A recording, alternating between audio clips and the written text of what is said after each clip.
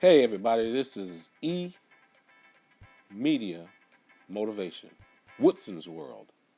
Media Motivation with another cure for a lean purse. Actually, this is going to be the sixth video in this series, and it's the fifth cure for a lean purse, or I say wallet.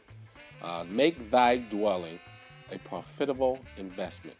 Um, I took a little hiatus from making these YouTube videos because I am in the process of putting my house together.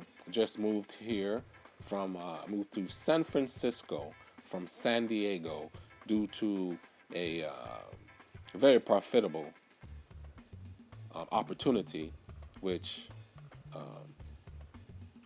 I believe will be good for myself and for my family. And I'm going to continue on with these videos to hopefully help you to cure your lean wallet or your lean purse.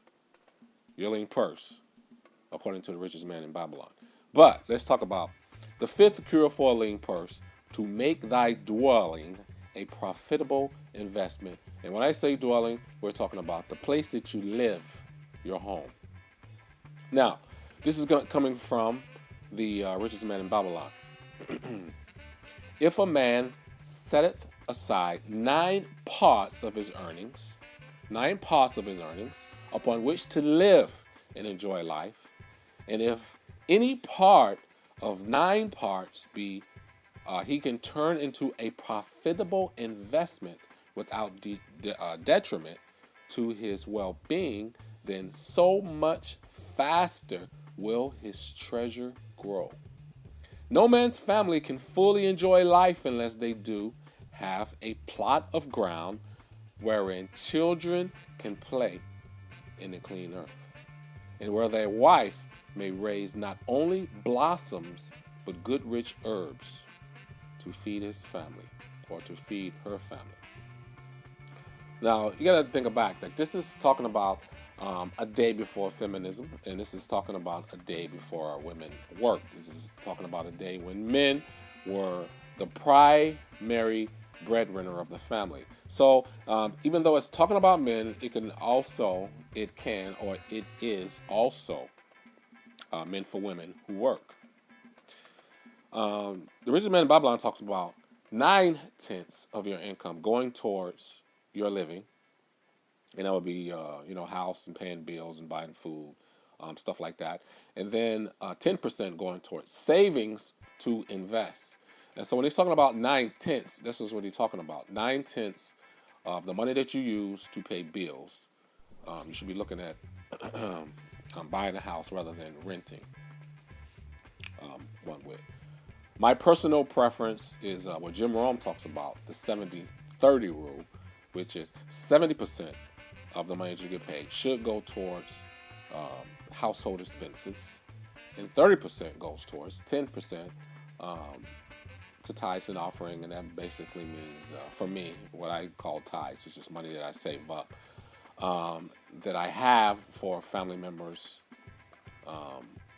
who are in need in most times. And a lot of times that money is taken down due to loans that I never get paid back, or emergencies, such as deaths or car maintenance or whatever, to help people out. It's kind of like a scholarship money. And then the other 10% I use as investment, so far as going into different business opportunities. And the other 10% is for savings. It goes straight into my retirement fund for the future. Never to be touched, never to be seen until I'm 67 or 70, whenever I decide to retire.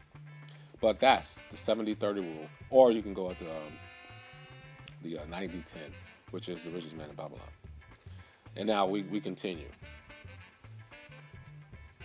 To a man's heart it brings gladness to eat the figs from his own trees and the grapes of his own vines, to own his own domicile, and to have it a place he is proud to care for. Put it confidence in his heart and greater effort. Behold all his endeavors. Therefore, I do recommend that every man own the roof that sheltered him and his. Thou canst pay the money lender with the same regularity as thou doest pay the landlord, because each payment will reduce thy indebtedness to the moneylender a few years and will satisfy his loan. He's basically saying in that paragraph there that the same way you pay your rent, you can pay the bank on a loan that you're for purchasing your house. And what better way to utilize your money is to pay for something that you can own, rather than to pay for something that someone else can own that you pay for. And that's what renting is all about. You're paying off someone else's mortgage to the bank, and you're just having the privilege to live there. So, in the words of the richest man in Babylon, he says, instead of renting, you should be buying. If you're in the military, or if you're in a job opportunity where you move around a lot, you can still own, and you can turn your domicile into a place where somebody else pays it off. You allow, you lease it, you rent it, you find someone to manage it for you, and you lease out this home, and someone else pays. And then the next place that you move, you can you buy another house. This is a strategy used by a number of people who knows that owning property is a better way to utilize your money than to rent property. Because when you rent property, you don't get that money back. Just say the market crashes and there's a short sale, there's a foreclosure, and it's basically the same thing as renting. But that don't always happen, and it's rare when it does happen. So always seek to purchase if you can. Going back to the richest man in Babylon.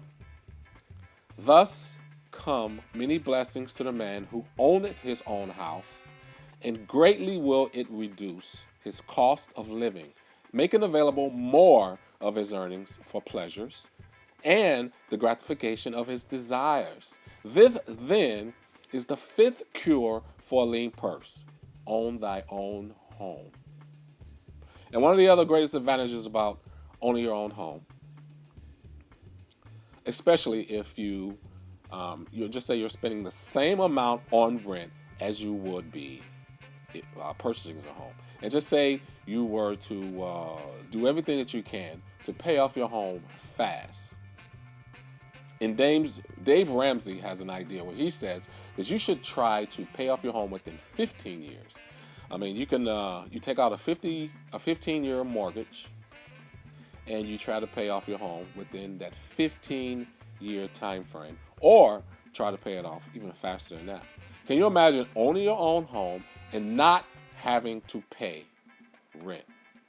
So if you're paying, I'm over here in San Francisco, where I pay about $2,200. I just moved here, so I'm paying rent.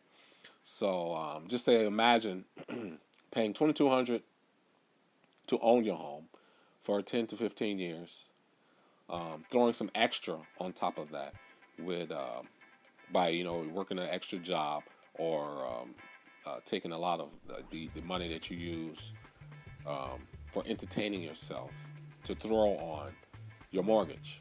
And eventually in 10, 12, 15 years, you have your mortgage paid off. And that $2,200 is coming in rather than going out. It is money that you can use to, to compound and make more money. That's as we said in one of the other cures to a lean purse is to save that money and to let that money compound. Compound interest is one of the wonders of the world, expressed by Einstein himself. So, can you imagine having your home paid off within 15, even 20 years? They have these 30-year mortgages now, which they're good, but doing a whole 30 years is does not really help you to accumulate wealth. 15 to 20 years. especially if you start early in life in your 20s.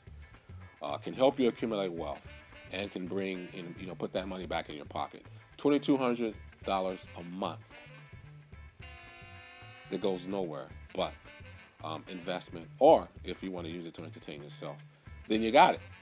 So the sixth cure for a lean purse: ensure. Oh, what was that? Sorry.